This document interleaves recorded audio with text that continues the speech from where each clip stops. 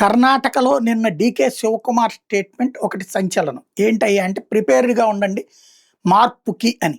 మరొక వైపున వైపు మనుషులు, అటు సిద్ధరామయ్య మనుషులు ఢిల్లీలో తిరుగుతున్నారు. ఢిల్లీ చుట్టూ తిరుగుతున్నారు. సోనియా గాంధీతో మీటింగ్ అయ్యారు అన్నటువంటిది వేణుగోపాల్ చెప్పుకొస్తున్నారు. కర్ణాటకలో ప్రభుత్వం మార్చడమా? మార్చకపోవడమా? స్పష్టతనివ్వాల్సింది అధిష్టానం. మారుస్తానంటే సిద్ధరామయ్య ఏం చేస్తాడు? మార్చనంటే డీకే శివకుమార్ ఏం చేస్తాడు? భారతీయ జనతా పార్టీ ఏం నిర్ణయం తీసుకుంటది? ఈ 5 ఏళ్ళు మేము మీ జోలికి రాము అంటే గనక ఓకే. లేదు వీళ్ళల్లో వీళ్ళు కొట్టుకుని ప్రభుత్వాన్ని కూల్చేసుకుంటే కాంగ్రెస్ పరిస్థితి ఏంటి? ఇప్పుడు ప్రస్తుతానికి కాంగ్రెస్ పార్టీకి దేశంలో ఎక్కడ ఎన్నికలు జరుగుతున్నా ఫండింగ్ చేస్తున్నటువంటిది 2 రాష్ట్రాలే.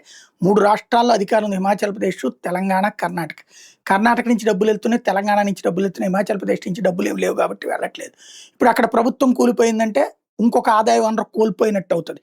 పార్టీ నిర్వహణకి దేశవ్యాప్త ఖర్చులు కూడా ఇప్పుడు ఈ 2 రాష్ట్రాల నుంచినే పార్టీ తరపున ఇస్తున్నారు. ప్రభుత్వంలో ఏదో ఒక తప్పుడు పనులు చేసి సంపాదించిన డబ్బులతో.